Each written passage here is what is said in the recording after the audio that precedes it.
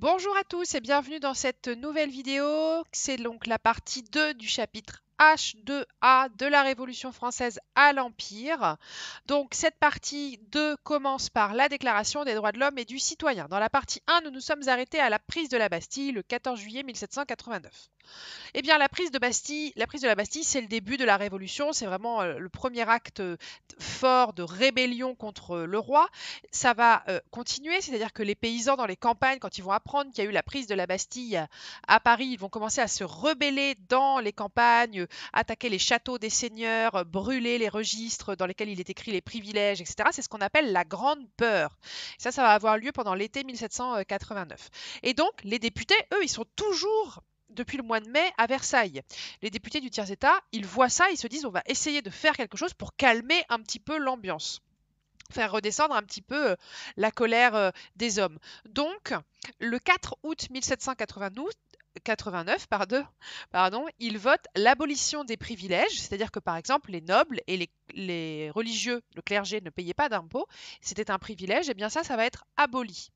Donc on abolit les privilèges le 4 août 1789, on abolit également l'esclavage ce jour-là, c'est quelque chose qu'on avait retrouvé souvent dans les cahiers de doléances, donc ça va être aboli. Et le 26 août 1789, c'est une date très importante, c'est le jour où on a adopté la Déclaration des droits de l'homme et du citoyen, qui est encore valable aujourd'hui en France et qui a donné ensuite, qui a été le modèle pour la Déclaration universelle des droits de l'homme et du citoyen. Donc, cette déclaration des droits de l'homme, je ne vous en dis pas beaucoup plus parce que vous avez un atelier complet là-dessus sur la classe autonome que vous pouvez retrouver sur le site internet si vous voulez le voir. C'est une déclaration qui va mettre à plat énormément de choses, qui va notamment apporter la présomption d'innocence, la liberté de conscience religieuse, la liberté de la presse, le l'égalité, tous les hommes naissent et demeurent libres et égaux en droit, la liberté de pouvoir accéder à n'importe quel métier public, par exemple. Voilà, tout ça, ça va être dans la Déclaration des droits de l'homme et du citoyen. Alors, ça calme un petit peu les populations, mais pas pour très longtemps. En juin 1790, donc à peu près un an après, on va écrire la constitution civile du clergé. C'est-à-dire qu'avant, le chef du clergé, peu importe le pays dans lequel vous étiez, c'était le pape, d'accord, qui gérait un petit peu tout le clergé d'Europe, on va dire, et puis ensuite d'Amérique avec la colonisation les grandes découvertes. Eh bien, en 1790, la France décide que c'est elle qui va s'occuper de son clergé. Donc, vous vous doutez bien que le pape, déjà, il n'était pas forcément d'accord. Et en plus, il y a des membres du clergé qui n'étaient pas d'accord, qu'on a appelés des prêtres réfractaires. C'est-à-dire qui n'ont pas voulu signer la constitution civile du clergé. Donc déjà, cette constitution civile, elle a posé problème. Ensuite, le roi, dans la constitution qui a été écrite, donc qui limitait ses pouvoirs et qui donnait des pouvoirs à l'Assemblée nationale, il avait un droit de veto, ce qu'on appelle un droit de veto. Donc là, vous pouvez noter dans votre cours, là où il y a le petit pointillé, le droit de veto. C'est-à-dire qu'il avait le droit de s'opposer à une loi. Et s'il dit non, c'est non. Il ne peut pas revenir, il a posé son veto. D'accord, le pouvoir de s'opposer à une loi. Eh bien, Louis XVI, il a tellement utilisé son veto qu'on l'a appelé Monsieur Veto. D'accord, et Marie-Antoinette, Madame Veto. Donc, c'est ce que je vous disais dans la première partie, en fait. C'est-à-dire que Louis XVI, il a eu du mal à accepter le fait de limiter son pouvoir et de donner un petit peu de pouvoir au peuple. Alors, pendant la première partie de la Révolution, on va aussi voter le suffrage censitaire, c'est-à-dire que les députés vont pouvoir voter, mais uniquement ceux qui sont riches, ceux qui payent le cens. Donc attention à ça aussi, la Révolution française, ce n'est pas une révolte du peuple, du petit peuple, si on peut dire, entre guillemets bien sûr. Euh, on ne donne pas le droit de voter à tout le monde. Hein. Les gens qui ont fait la Révolution française, c'est majoritairement des gens qui étaient éduqués et qui avaient de l'argent. C'était la frange du tiers-État qui avait réussi à faire fortune. Donc, c'était des avocats, des médecins, des journalistes, des astronomes, des intellectuels, d'accord. Et quand on a demandé est-ce qu'on met un suffrage universel, tout le monde, ou un suffrage censitaire, ils ont dit on met un suffrage censitaire. L'un des seuls à demander le suffrage universel, d'ailleurs, à l'époque, c'est Robespierre, il me semble. Donc, avec cette constitution civile de clergé, on a franchi un nouveau pas dans la Révolution française. En 1790, le 14 juillet, eh bien, on célèbre pour la première fois la fête de la Fédération, c'est-à-dire le premier anniversaire de la Révolution, de la prise de la Bastille. Et vous voyez ici sur cette image, eh ben, on fait venir des représentants de toutes les régions, de toutes les provinces de France. Ici, on a tous les drapeaux de toutes les provinces de France. Là, on a la loge royale avec le roi. On fait un discours et tout le monde jure de respecter la nouvelle constitution qui a été écrite. Le roi le jure aussi. Et à ce moment-là, on aurait pu dire que la Révolution aurait pu s'arrêter là. Ça aurait pu très bien se passer.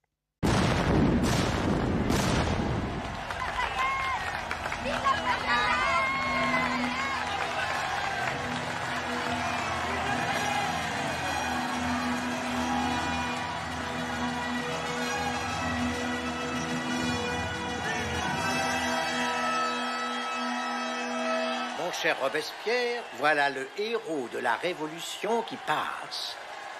Mais pour combien de temps, mon cher?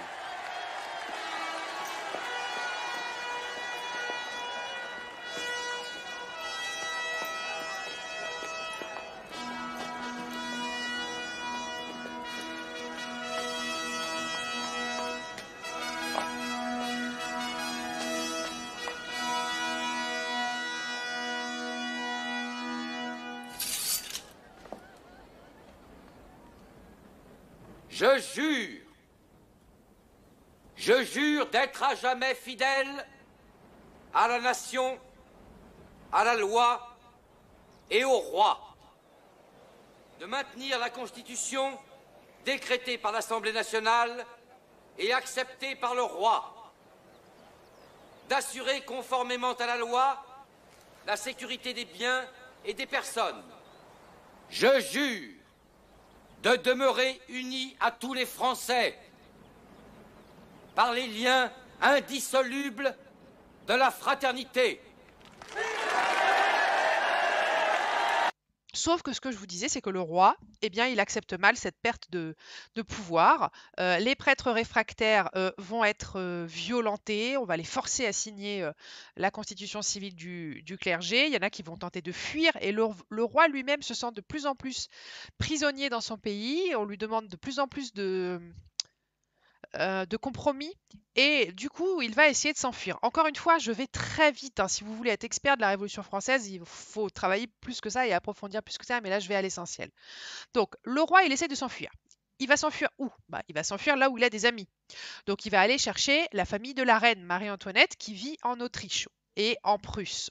Donc il essaie de fuir vers l'Est, vers Strasbourg, vers l'Autriche, etc. Et en fait, il se fait rattraper et il se fait reconnaître dans une auberge à Varennes et on ramène le roi sous bonne garde, hein. Vous voyez là, il peut plus s'enfuir, il y a des gardes partout. Et là, comment vous dire, pour le roi, c'est la fin. On est en juin 1791. C'est fini pour lui. Il a voulu s'enfuir de son pays, donc il va être considéré comme un traître et les gens vont commencer à ne plus vouloir de roi. Donc, on est en 1791, on vient de ramener le roi à Paris et non plus à Versailles, comme ça on peut bien le surveiller. Et de plus en plus de personnes commencent à dire qu'ils veulent la République. Notamment le club des Cordeliers qui va écrire une pétition pour demander que Louis XVI ne soit plus le roi. Et ils vont demander aux gens de venir la signer. C'est la prochaine vidéo, donc vous prenez votre petit stylo pour répondre aux questions. Je lance la vidéo. Louis Capet. Je dis Louis Capet parce qu'à mes yeux, Louis XVI n'existe plus. Louis Capet doit être déchu de son titre inutile. Il doit être le dernier roi qui ait régné sur la France.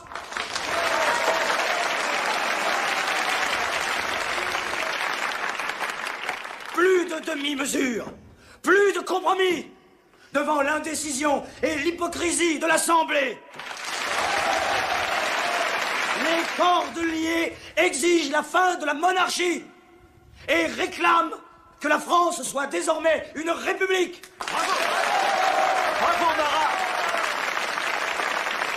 Je propose qu'une pétition soit déposée sur l'autel de la Nation, au Champ de Mars, pour que le peuple de Paris puisse venir la signer. Vive la République! Vive la République! Vive la République! Vive la République!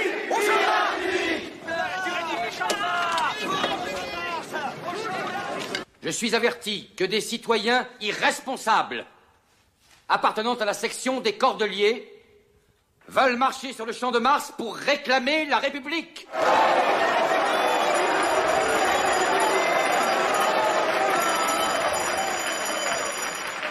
Je demande que l'Assemblée décrète la loi martiale pour dissiper tout rassemblement illégal. Nous avons l'autorité. La loi martiale vient d'être déclarée. Cette manifestation est donc illégale. Votre devoir est simple, général. Mettez-y fin.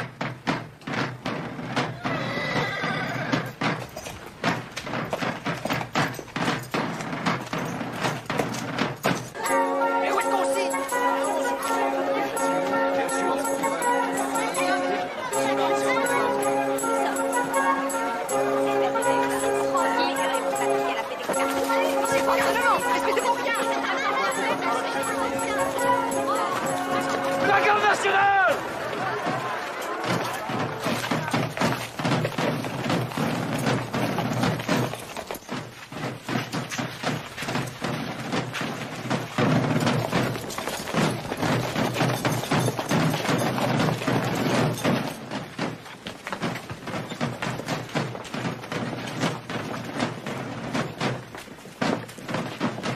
À mon commandement! Section 1! Rabat le drapeau!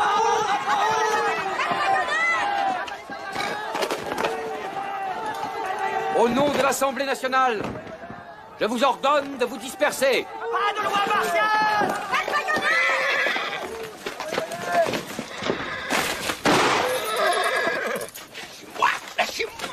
Relâchez-le. Pas la Fayette! Dispersez-vous dans le calme. Vous me connaissez, vous pouvez me faire confiance. Rejoins-nous, Lafayette! Alors, nous te ferons confiance! Ne m'obligez pas à employer la force. Traître! Tu n'oserais pas! Messieurs, armes au poing. En joue.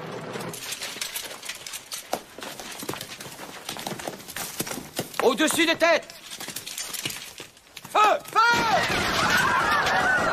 C'est pour nous intimider! Et tir à blanc! Rechargez!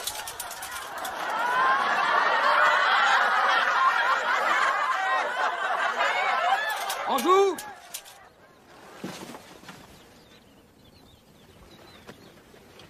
Garde! Vous êtes des citoyens, comme nous! Vous ne tirez pas sur des gens désarmés, sur vos frères!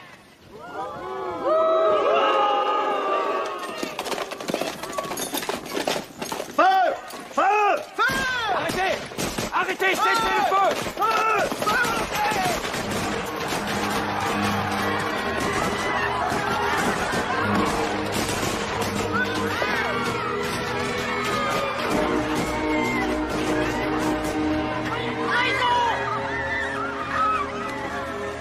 Bagou a fait tirer!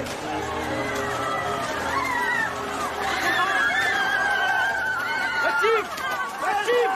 Viens avec nous! Ils vont tous nous tuer! On va à la campagne! Viens avec nous! Viens! Maxime! Maxime! Maxime!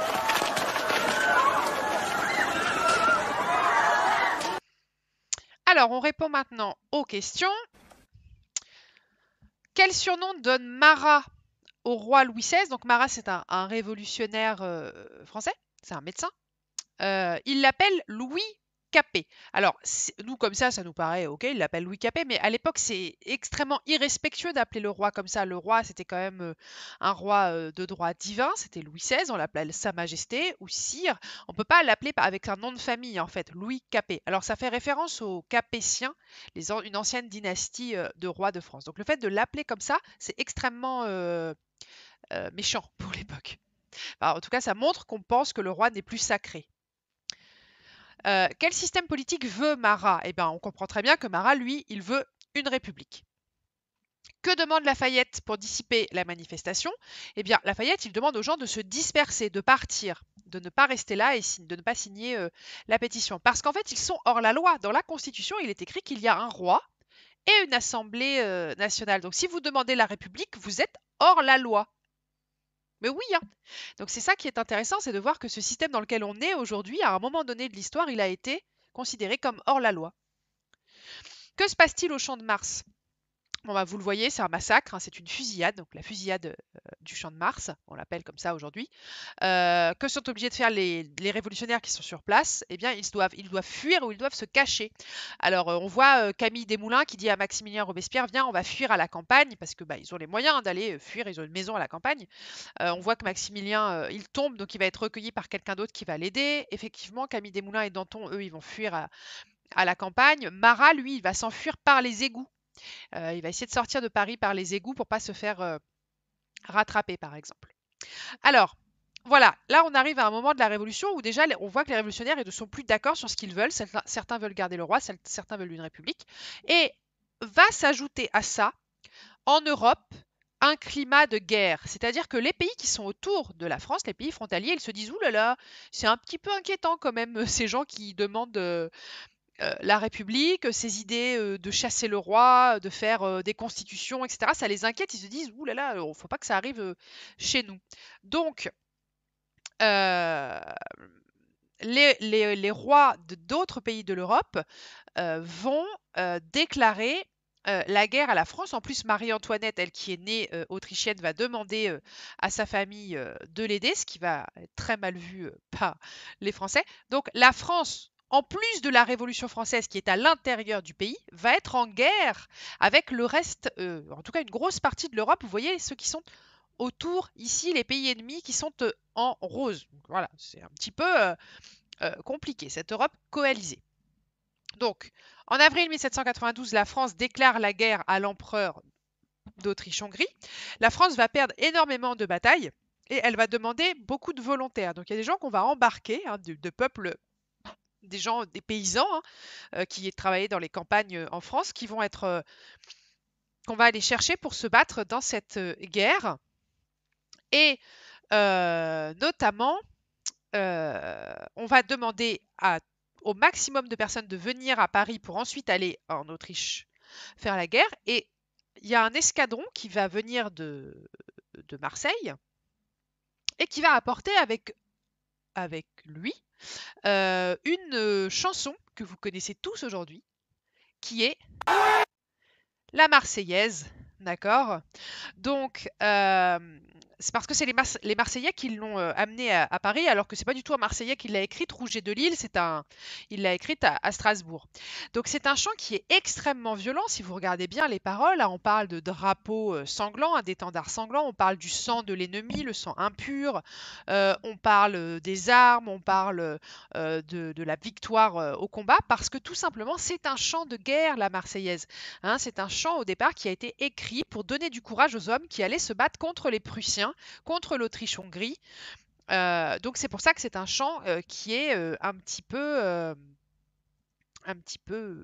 violent et sanglant, mais ça fait partie voilà, de l'histoire de la Révolution française.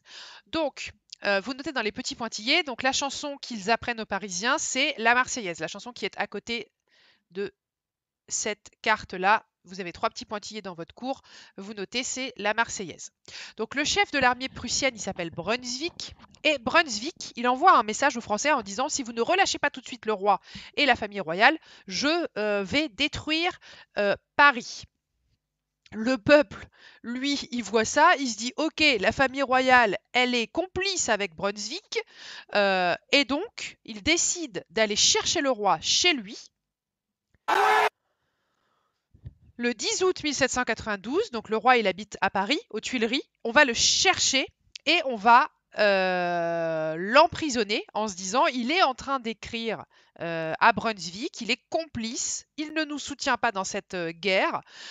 Et là vraiment c'est la fin pour le roi, la prise des Tuileries le 10 août 1792. La monarchie est abolie à partir de ce moment-là, il n'y a plus de roi en France, le roi est emmené à la prison du Temple et la Convention sera élue au suffrage universel masculin. Voilà, la deuxième partie de ce cours, elle s'arrête ici. Souvent en cours, on s'arrête là. Et je vous donne rendez-vous donc pour la troisième partie qui donc débutera en 1792. Ciao!